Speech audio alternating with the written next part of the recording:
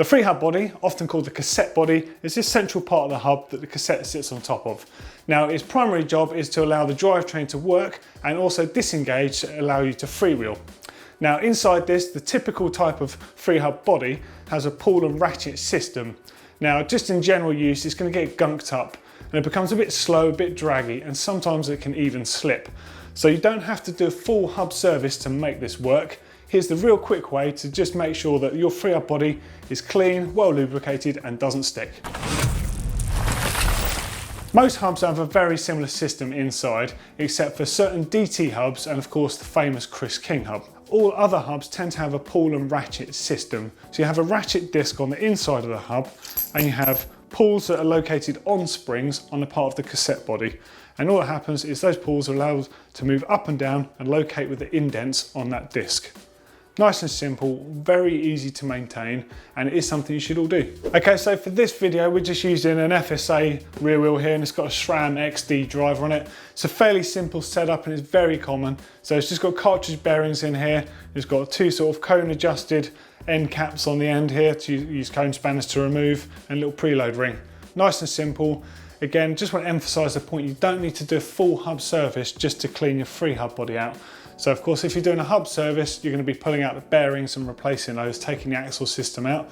This is literally just a real super fast way of doing this at home yourselves. So step one is obviously removing your rear wheel from your bike. You want to take your cassette off, and I would recommend taking off the disc rotor because you don't want any contamination there from degreases and oils and other sort of stuff you're using. Put those aside, make sure they're completely separate from where you're working. Next job is to remove your end cap from the hub. On this particular hub, it's got a 17mm cone spanner slots on both sides, but I don't need to remove the whole axle. So I'm going to take the axle out with the Freehub body on it.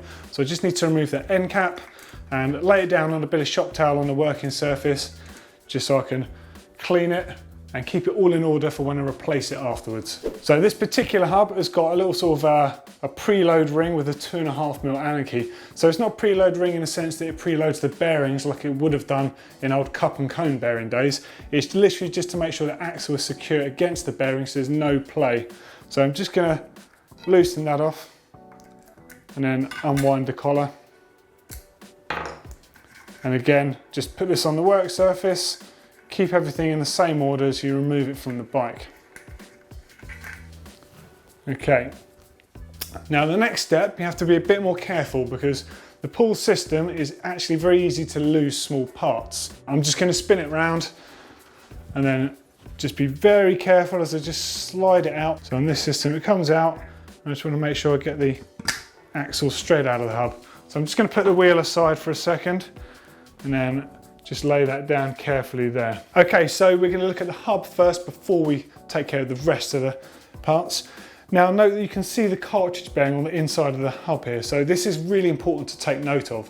So whatever you're going to use to clean it with, it's going to be some sort of solvent. So make sure that you do not get this all around the bearing because that's just going to destroy all the grease and break it down that's in there, and that bearing will wear out a lot faster. So what I'd recommend is just using some degreaser, but actually putting it onto a bit of shop towel and using that just to wipe all the surfaces clean inside. That way it doesn't actually affect the bearing inside. Everything's going to be working fine. So it's pretty clean, but I'm not quite happy with it because there's a few little bits of gunk just trapped in the little nooks. So I'm going to use a screwdriver and just wrap the shop towel around the end of it so it doesn't scratch anything. Do take care though, because it's really important that the edges stay really sharp because that is vital to how well the engagement works. Just take your time, work your way around and just get out all of that sort of crap that sits in there. So basically a repeat of the last step. I don't really want to just go flushing any of this crap out by spraying degreaser on it because there are bearings housed inside the actual XD driver body that the axle rotates on. What I do want to do is just make sure that all of the sort of little ports that the pawls sit into are nice and clean. The springs are clean. There's nothing adding any unnecessary friction in there. So I'm just going to work my way around the Freehub here and remove each one of the pawls and the springs inside so I can actually clean them properly. So I can see, although it's quite clean, it's quite gunky in there. So just going to give it a real decent clean. Now just be very careful when you remove them because you don't want the springs to fire out because they can be a real pain to find. There's the first pawl out. Okay, so the pawl is out. Now I just want to remove the spring. In this case, you just tuck them all the way around and they just slide out nice and easy. So just repeat that process all the way around the hub.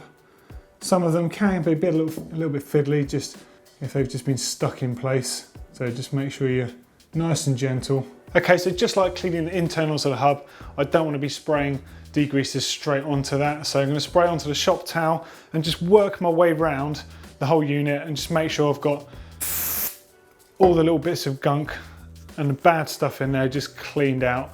And again, I might need to use a screwdriver just to whittle my way into all those little gaps. But the idea is I want this thing like looking virtually like new on the inside. And then do the same with each and every pull and spring. And then of course, it's time to reassemble them. Okay, so I'm pretty happy with that. It's all nice and clean now. It's just a case of reversing the process, putting the springs back in and each of the pulls back in. Make sure you're very delicate doing this. You don't want to lose any of those parts. And make sure if there are any sort of retaining springs in place on your particular Freehub design, make sure that it all clicks back in place and you can actually just actuate each individual one to make sure they're operating correctly. Okay, so I'm just going to systematically work my way around. Just a little drop of lube on the pull side and just actuate it. And again, just by the spring, make sure that it's nice and fast. Again, that's the whole point of this, is that you're not using a thick, horrible lube or a thick grease, because that's going to slow these things down and they're never actually going to engage correctly. Okay, now I don't need to run too much oil in there. It's just enough to make sure things keep working nice and smoothly. So I'm literally just going to put a couple of drops of oil just onto the actual ratchet ring itself. Probably enough there. Then I'm just going to carefully reinstall the axle back through the cartridge bearings. Just locate it.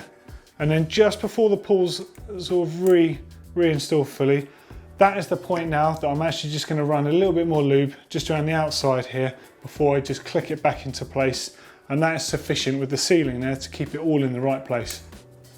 Then I'm just going to do that on a few bits and that will be enough. And I'll just click that back into place. Here, a nice, decent engagement, nice and loud, which suggests that the springs are doing their job properly.